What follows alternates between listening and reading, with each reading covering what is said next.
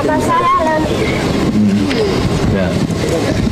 Nama saya Leonardo Yatipai dari Irian Jaya. Nah, di kabupaten mana kamu? Paniai. Hah? Paniai. Paniai. Kelas berapa sekarang? Baru naik kelas 6. Kelas 6 juga. Umurnya berapa? Ya. Umurnya berapa kamu? 12 tahun. 12 tahun, kan persis ya. Lantas yang dari ini Kalimantan sampai Kalimantan, ada? Kalimantan, coba ini.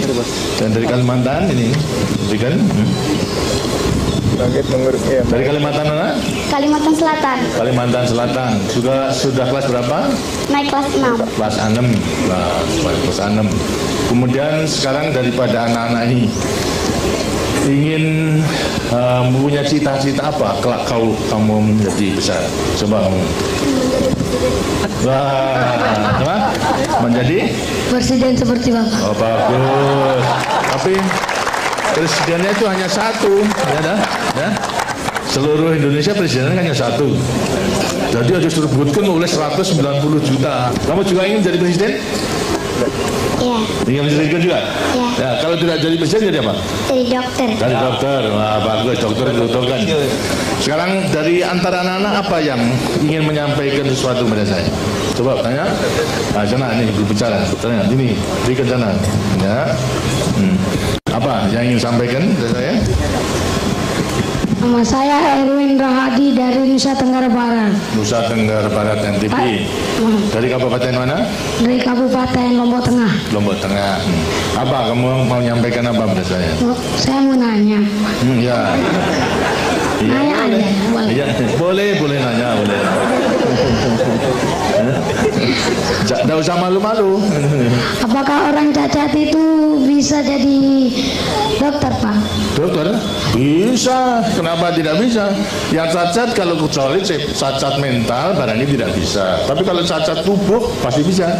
Karena juga ada mulai kalau cacatnya mulai kecil itu adalah bisa belajar. Bisa membaca, menulis, misal cacat buta seperti Helen Keller saja, itu juga lantas menjadi pemimpin dunia ini. Itu juga cacat. Itu. Jadi bisa asalkan mau belajar. Lantas belajarnya ada huruf sendiri kalau orang mana toh? Orang cacat mata buta itu ada hurufnya sendiri. Jadi bisa gitu. Tidak perlu khawatir. Tadi ada anak-anak yang cacat tadi, ya tidak perlu khawatir bahwa sholat cacat itu lantas tidak ada gunanya. Masih ada gunanya. Yang penting adalah semangatnya, semangat belajar. Nanti semangat mengabdi kepada negara dan bangsa itu, dan semangat untuk menolong sesama manusia. Semuanya bisa dalam batas kemampuannya masing-masing. Karena itu mulai kecil harus sudah mempersiapkan dirinya mempersiapkan itu. Mas, ya, siapa lagi? Ya, Demang. Nama saya Ruri Prihatini Lubis dari Sumatera Utara, Kota Madia, Medan. Ya, Horas. Horas ya. Pak, saya mau tanya, berapa jumlah penduduk Indonesia sekarang yang tinggal di garis kemiskinan? Kemiskinan seluruhnya 190 juta rakyat Indonesia yang masih hidup di bawah garis kemiskinan. Sekarang tahun 93 kita sensus itu masih 25.900.000, 25,9 juta rakyat Indonesia. Dan Banyak, yang menempati kurang lebih 20.666 desa tertinggal. Masih banyak ada? Banyak, Pak. Tapi juga yang sudah kita entaskan daripada kemiskinan sudah banyak. Itu selama 25 tahun ini dari 60% sekarang tinggal 13%. 13% dari jumlah yang sudah lebih tinggi. Jadi sudah banyak yang kita tolong, tapi masih ada yang juga belum menikmati pembangunan itu, masih hidup di bawah garis kemiskinan. Karena itulah kita memasuki Pelita 6 itu berjuang untuk mengentaskan mereka. Di antara anak-anak pun juga nanti bisa membantu di desanya masing-masing, ya. Nah, kita. Terima kasih, Pak. Baik. Siapa lagi? Siapa lagi? Ya, ini kamu jadi presiden, kamu tanya lagi. Nama saya Andi Faisal Patajangi, berasal dari Kabupaten Bone, Sulawesi Selatan. Oh, Selatan. Saya mau tanya, sejak kapan Bapak bercita-cita menjadi presiden? Wah, ini ya. Sebenarnya kalau terus terang, karena kehidupan saya dulu, Bapak dulu pada waktu dalam penjajahan sangat menderita.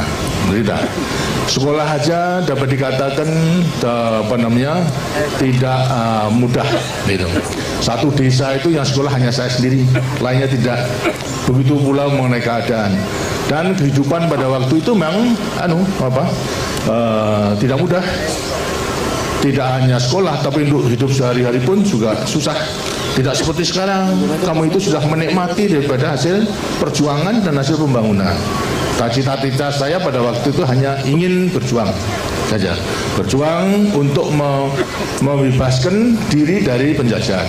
Dan telah berhasil, sekarang berjuang untuk mengisi kemerdekaan itu. Jadi terus terang saja, dulu saya tidak mempunyai cita-cita menjadi presiden, gitu.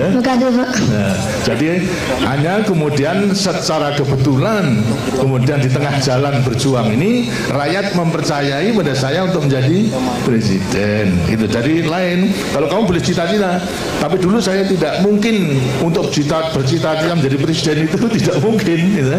Tapi toh di tengah jalan perjuangan Tuhan mengizinkan pada saya dengan dukungan rakyat saya menjadi presiden, gitu. Ya, Terima kasih. Lagi, ya. Ini, segitu nih, coba. Apa? Nama saya Hamli dari Provinsi Sulawesi Tengah, Kabupaten Bangkai. Saya mau tanya, mengapa presiden di Indonesia cuma satu, padahal Indonesia sangat luas? Ya terang gitu. Nanti kalau presiden itu hanya satu untuk memimpin negara dan bangsa itu. Kalau sampai 2-3 itu nanti lantas tidak bisa berjalan dengan baik. Banyak pemimpin, banyak kapten, kemudian lantas ya negara menjadi rusak gitu. Tapi terang bahwasanya presiden yang satu ini hanya melaksanakan apa yang diputuskan oleh rakyat, ya, melewati MPR menentukan garis besaran negara. Walaupun satu, tapi sebetulnya terikat kepada garis besaran negara, terikat kepada Pancasila, terikat pada Undang-Undang Dasar 45. Jadi memang tidak boleh, menurut undang-undangnya memang hanya satu, tidak boleh satu aja hanya untuk 5 tahun. Setelah 5 tahun boleh dipilih lagi untuk berapa? 5 tahun. Setelah 5 tahun kemudian atas pertanggungjawaban bisa juga dipilih lagi untuk berapa? 5 tahun. Begitu seterusnya, ya. Nah, kenapa kamu tanya begitu? Kenapa? Siapa kamu tanya begitu? Siapa yang suruh, siapa? Karena hanya ingin tahu saja. Nah, kalau di rumah juga begitu, kan tidak ada bapak 2-3, ya kan? Bapaknya kan yang satu toh. Nah iya, yang memimpin rumah tangga ini bapak hanya satu juga.